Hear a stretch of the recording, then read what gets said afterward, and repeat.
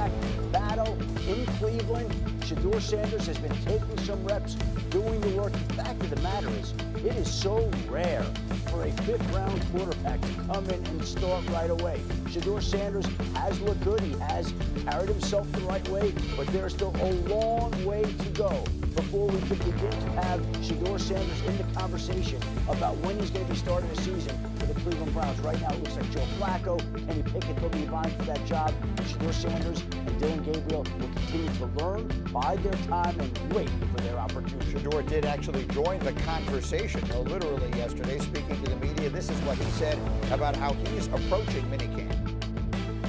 It's just a mindset, it's just an adjustment. You got to go and understand the situation that you're in and be able to approach that and get the best out of it. You can view things as you're not getting reps in a negative way, or you can view it as, okay, when it's my time to get out there. So there's no excuses, because when you get out there, nobody cares how many reps you got. Whenever you get in the game, nobody cares if you took a snap before.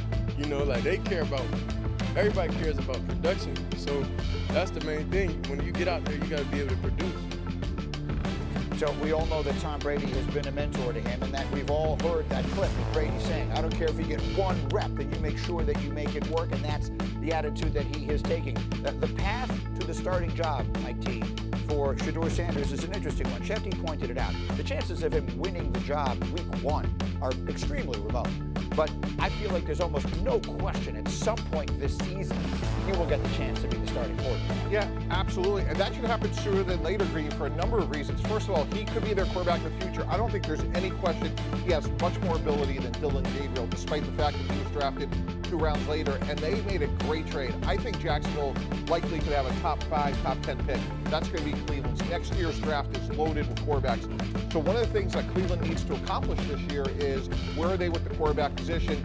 And this isn't the sexiest thing, but Shedeur Sanders can earn the trust and respect of his teammates, of Tommy Reese, the offensive coordinator, Kevin Stefanski, the head coach, every day, knowing his assignments, supporting himself as a pro. By all accounts, that's happening. And when you do that, that's how you start gaining momentum. And we could be sitting here in early October, Greeny, talking about Shedeur Sanders, the starting quarterback of the Browns. Well, what is the path, Lewis? Give me the path for Shedeur Sanders starting today to being QB1. Look, it's about maximizing every single opportunity, and that's what he is talking about. And I think Tom Brady is a great template to follow in terms of how he talked about the early beginnings of his career. Every rep does matter. I've been in those situations. Been in those situations where you don't get many reps in practice, and then you get thrust into a preseason game or a regular season game, and you're expected to perform, which means you got to be on it. You got to be on the details. And for Kevin Stefanski, it's got to be also about rewarding a guy like Shedeur Sanders with more reps, provided that he takes advantage of the limited ones that he gets, meaning he's crisp and clean in and out of the huddle. He's moving the football when they're in move the football type situations, whether it's in practice or in preseason games. He's getting the ball in the end zone. He's not turning the football over. That's what makes coaches give you more reps with starting with the 3s, then maybe with the 2s, then you get some reps with the 1s. And I'll tell you what, look, we say the NFL's a meritocracy.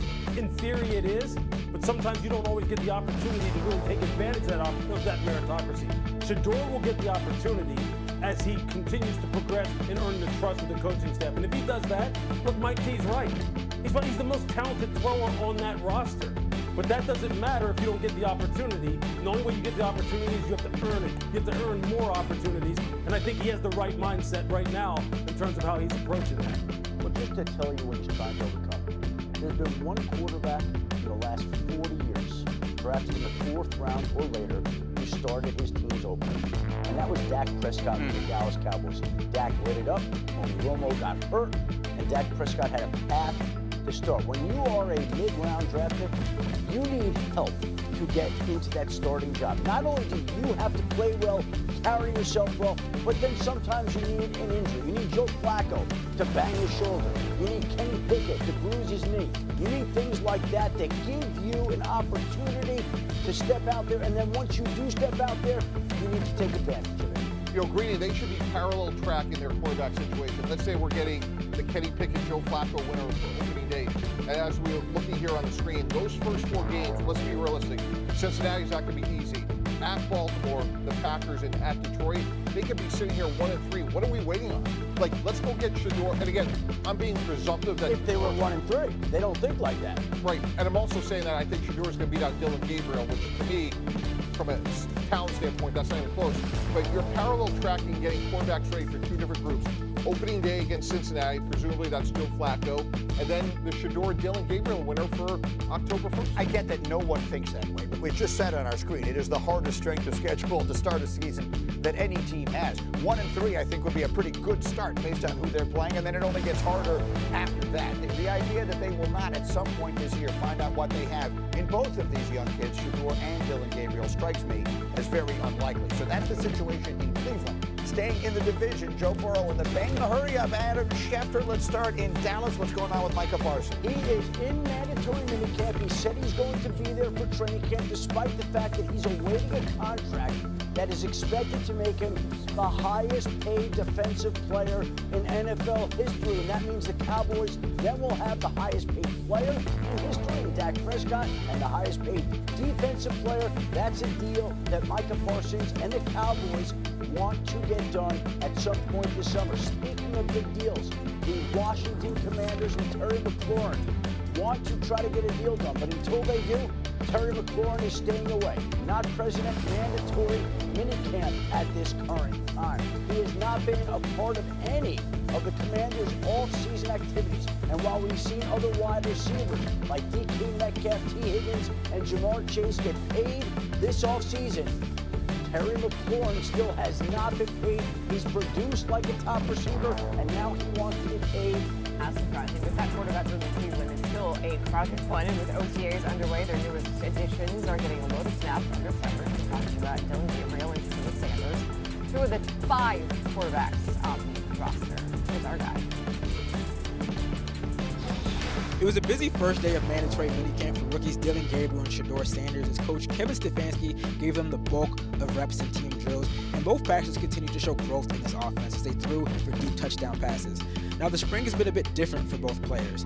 Gabriel, the team's 3rd-round pick, has been seen splitting first-team reps with veterans Joe Flacco and Kenny Pickett, while Sanders, the team's 5th-round pick, has mainly practiced with the backups as seemingly QB4 on the depth chart. Now, after practice, Sanders said there's no excuses for the limited practice reps and that he's not focused on the quarterback competition that hovers over every practice. And whenever, it's time for me to play, then it's time for me to play. But I'm not looking too far in the future about all that. I'm looking about every day in practice because that's the main thing. I'm focused on the small things, and over time, the big things will happen.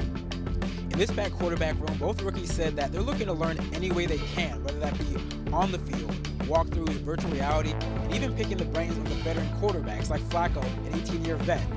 Sanders said, "I'd be a fool not to take insight from a former Super Bowl MVP." From Berea, Daniel Yafusi, ESPN.